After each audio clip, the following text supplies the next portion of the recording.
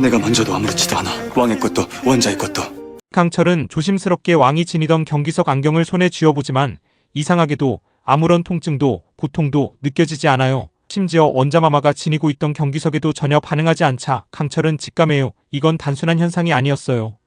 경기석은 귀신과 이무기 같은 존재들이 손을 대면 마치 타오르는 불에 닿은 것처럼 타는 듯한 고통과 통증을 느끼게 만드는 아주 강력한 신물이었죠. 강철 또한 그 힘을 알고 있었기에 평소 같았으면 손끝부터 뜨겁게 타들어가는 고통이 밀려왔을 것이고 그 열기가 온몸으로 퍼졌을 텐데 지금은 아무런 느낌도 없었어요.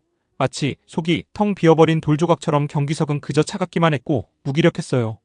강철은 잠시 경기석 안경을 내려다보다가 조용히 숨을 들이마신 뒤 낮게 중얼거렸어요. 누군가 경기석의 힘을 약화시킨 거야? 그 말은 단순한 추측이 아니었어요. 지금 이 순간 강철은 본능적으로 그 기운의 변화를 꿰뚫어 본 거죠. 경기석이 이무기나 귀신에게 아무런 반응을 보이지 않는다는 건 누군가 의도적으로 그 신성을 떨어뜨렸다는 뜻이에요.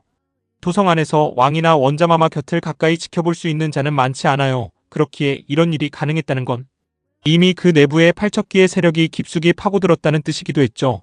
강철의 머릿속에는 곧장 의심의 화살이 하나의 인물에게 꽂혔어요. 이의 판대감은 겉으로 보기엔 충직하고 온화한 조정의 중심이었지만 풍상과 은밀히 접촉하고 있었고 최근 들어 왕과 원자마마의 처소를 자주 드나들며 이상하리만치 경기석과 가까운 거리에서 머무르고 있었어요. 그가 풍산의 지시를 받은 건 아닐까 강철은 그렇게 생각하며 손에 쥔 경기석을 다시 한번 꼭 쥐었어요. 그러나 그 돌은 여전히 차갑고 무감했죠. 이건 더는 우연이 아니었어요. 경기석의 기운은 자연히 소진될 수 없고 이 정도로 무력화될 수도 없어요. 누군가가 이 신물을 망가뜨리기 위해 계획적으로 접근했고 그 결과로 지금 경기석은 아무 힘도 발휘하지 못하는 돌덩이로 전락해 있었던 거예요.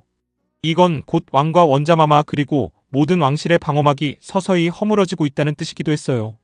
그리고 강철은 속으로 다짐했어요. 누가 이런 짓을 벌였는지 반드시 밝혀야 해요. 왕을 지키고 원자마마를 지키고 무엇보다도 열의를 지키기 위해서는 경기석을 이렇게 만든 장본인을 찾아내야만 했어요. 지금 이 순간에도 팔척기는 숨을 고르며 다음 공격을 준비하고 있을 거예요. 경기석의 힘이 약해진 지금 그는 훨씬 쉽게 왕과 왕실을 노릴 수 있어요. 그러기 전에 이 신물을 되살릴 방법을 찾아야 하고 무너진 방어를 다시 세워야 해요. 팔척기가 이 세상의 모습을 드러낸 지 꼭 100년이 되던 해 왕은 늦었지만 그 원혼을 달래기 위해 천도를 결심하게 돼요.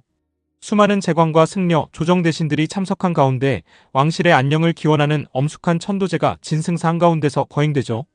그러나 그 누구도 몰랐어요. 그 자리가 바로 팔척기가 복수를 실행에 옮기기 위해 기다려온 순간이었다는 것을요.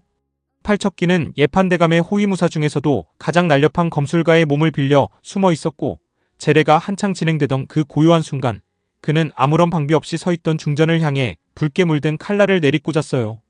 칼에 찔린 중전은 폭부를 감싸쥐며 그대로 바닥에 쓰러졌고 곁에 있던 궁녀들과 내관들이 비명을 지르며 달려들었지만 이미 너무 늦었어요.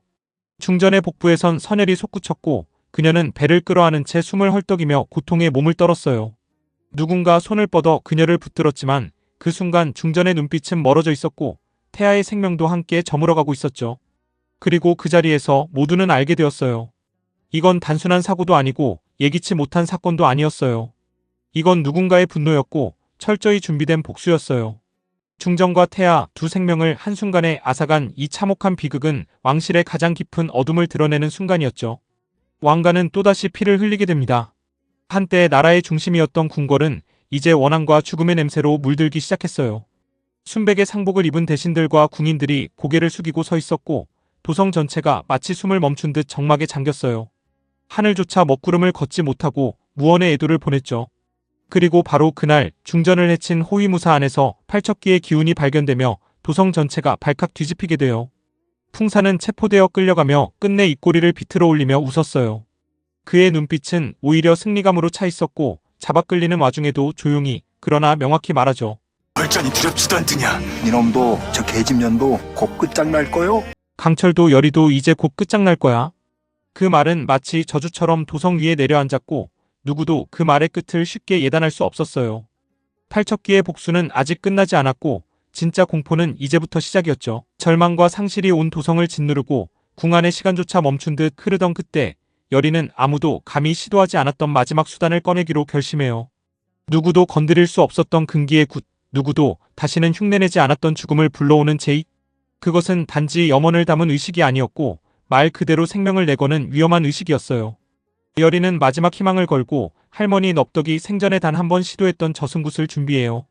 그 굿은 단순한 혼백을 부르는 것이 아니라 저승에 사자 죽은 자를 데리러 오는 자를 직접 이승으로 불러들이는 제의였어요. 너무나도 위험하고 너무나도 치명적인 굿이었기에 아무도 감히 반복하지 않았죠. 불에 타 죽은 자만 부를 수 있어 죽음의 경계에서 살아 돌아오는 자만이. 넙덕도 위험하다 말했던 그 굿. 그녀조차도 단 한 번의 시도에 그쳤고 다시는 그 길을 밟지 않았던 무서운 굿. 그러나 여리는 알죠. 상대가 누구인지 정확히 알고 있다면 성공할 수 있다고. 자신의 삶을 담보로 저승의 문을 두드려야 하는 무모한 시도지만 여리는 흔들림 없이 결심해요. 여리는 자신이 직접 불길 속에 들어갈 수도 있다는 사실을 감수한 채 팔척기보다 더 강한 죽음을 거느리는 존재 저승사자를 불러내기 위한 마지막 제의를 시작해요. 이 방법밖에 없는 걸까? 그러면 나는 죽을 수도 있어. 눈앞에 선 현실은 너무나 처참하고 지켜내야 할 존재들은 하나같이 절박했기에 여리는 그 불꽃 앞에서 결코 물러서지 않아요. 그녀의 입술이 떨리고 그녀의 눈엔 결연함이 서려 있어요. 이번엔 내가 끝내야 해. 그 말은 단순한 각오가 아니었고 누군가를 대신해 자신이 모든 것을 짊어지겠다는 맹세였어요. 그리고 지금 여리는 단 한 사람이라도 구할 수 있다면 자신의 몸을 태워서라도 이 운명을 막겠다는 마음으로 저승사자를 부르는 마지막 굿 앞에 홀로 섭니다. 강철은 조용히 그러나 단단한 걸음으로 여리의 곁에 다가와요.